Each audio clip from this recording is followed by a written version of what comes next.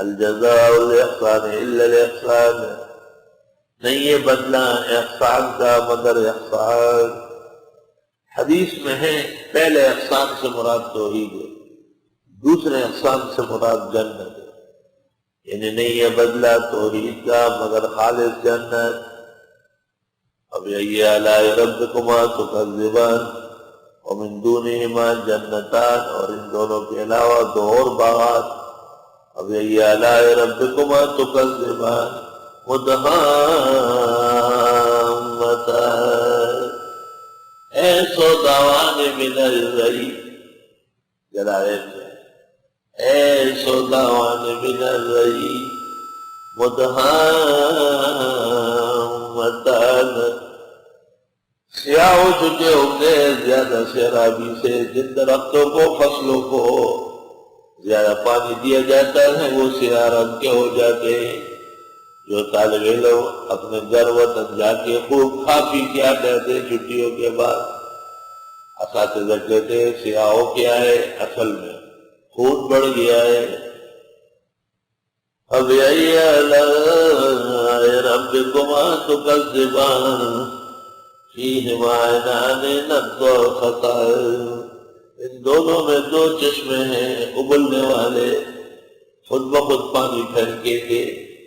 فبأي آلاء ربكما تكذبان فيهما فاكهة ونخل ورمان، ان دونوں میں پھل ہوگا کھجور و انار۔ فبأي آلاء ربكما تكذبان فيهن خيرات حسان، فيهن ان میں ان کے لیے خیرات حسینیں ہوں گی، حسان کا کردار۔ خیرات ایسی عورت ہے جو خوبصورت ہو، اور احسان جو خوب سیرت ہو۔